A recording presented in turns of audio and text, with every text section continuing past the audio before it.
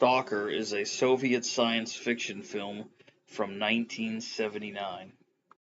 It was directed by Andrei Tarkovsky. The story is based on the novel Roadside Picnic.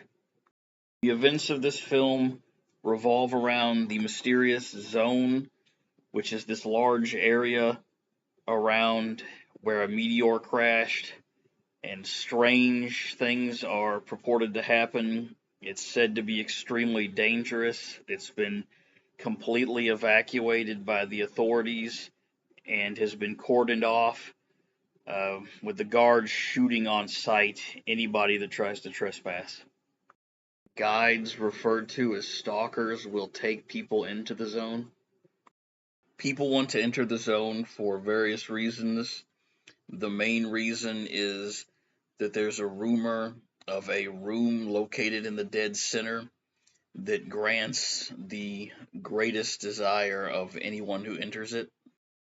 This film would, of course, go on to inspire the very successful Stalker video game. Aside from the setting being this very rundown Eastern European area, the similarities seem to end there. In popular culture, a stalker wears a gas mask and surplus Soviet military gear. He's heavily armed. He's nothing like that in this movie. It's because the zone in this movie is nothing like how it is in the video game. There are no enemies that are going to come after you. Instead, it's more of a spiritual thing. I had figured that at the end of the day, this would be a very spiritual experience for the characters, as it is in most stories like this. And that's what really stood out to me about this film. It is almost totally a spiritual journey, but I figured that that would be wrapped up in them using their wits to avoid a bunch of strange traps that the zone would throw at them. The stalker explains that this is going to happen. He's very scared. He uses bandages that he throws to try to trip the traps, try to get some kind of warning, but nothing ever really comes of that.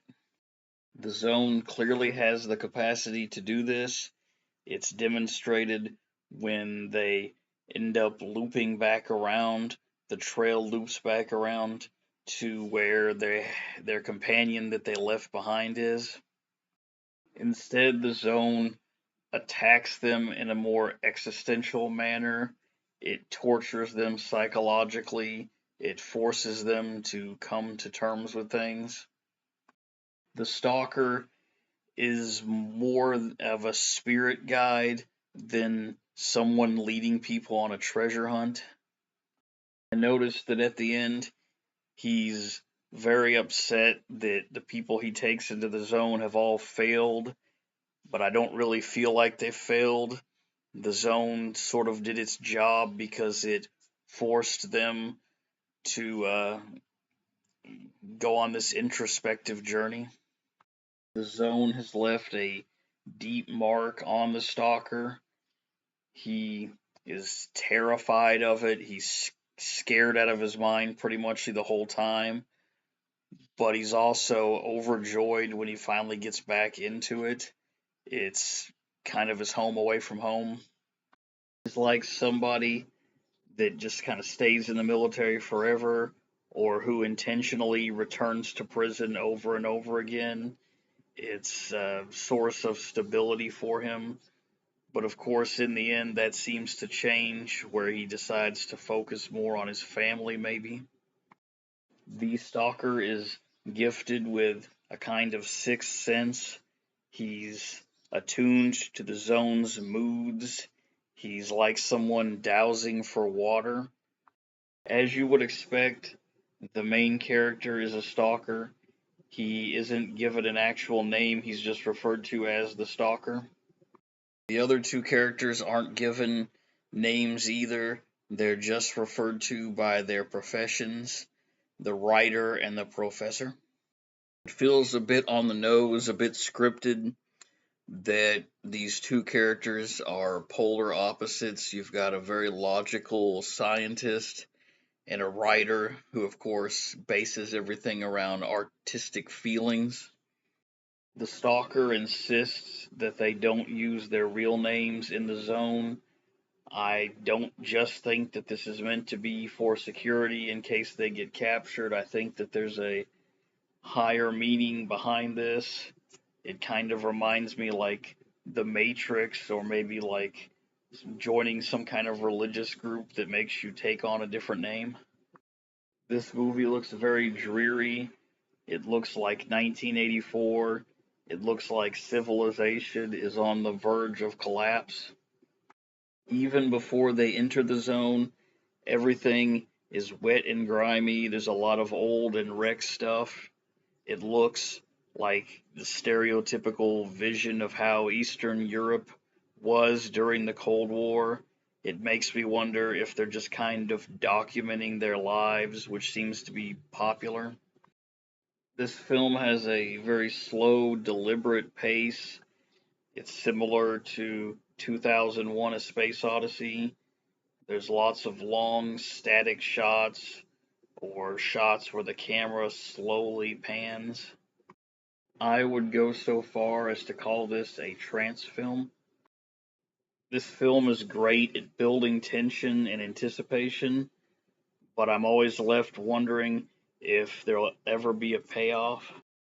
I was still very invested. It always felt like they were getting ready to step on a landmine, so to speak, like something was just going to snap and cause catastrophic problems.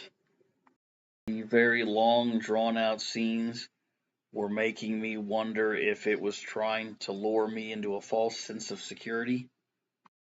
This movie clocks in at 2 hours and 40 minutes, and honestly, it could probably be 2 hours or less. There's a lot of scenes where the camera lingers for a really long time, and I would argue that it's too long, but sometimes it just gets a little bit ridiculous.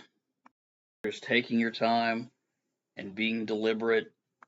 People nowadays who have to work 2 and 3 jobs, who have overtime, who have commutes, something like this is a big time investment to ask of them, and I'd fully understand if a lot of people would just decide to bow out of it.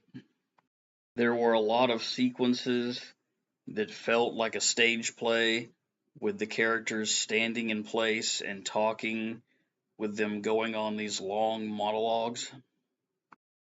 Even though the stalker goes into the zone on some level to escape reality, things from reality follow him in.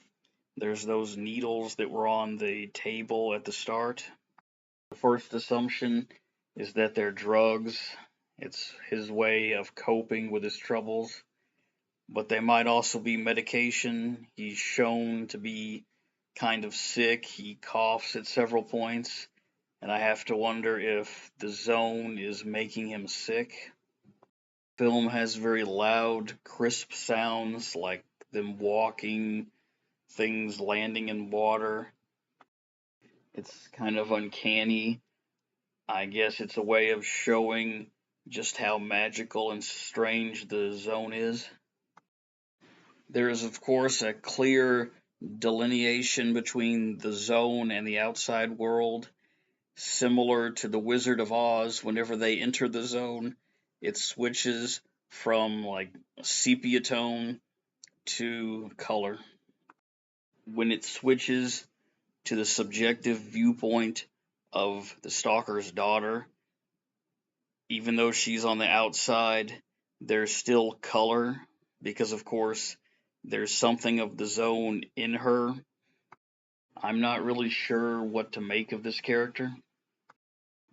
If the zone is someplace where you go to have a very rough, very unpleasant existential crisis and spiritual awakening, and the zone is a part of her, then what does that mean? for her? Is she going to have a future as a priestess or something? Although I do appreciate the film and feel that it is profound, I struggled to get into it the way that a lot of people have. And it certainly is a popular film.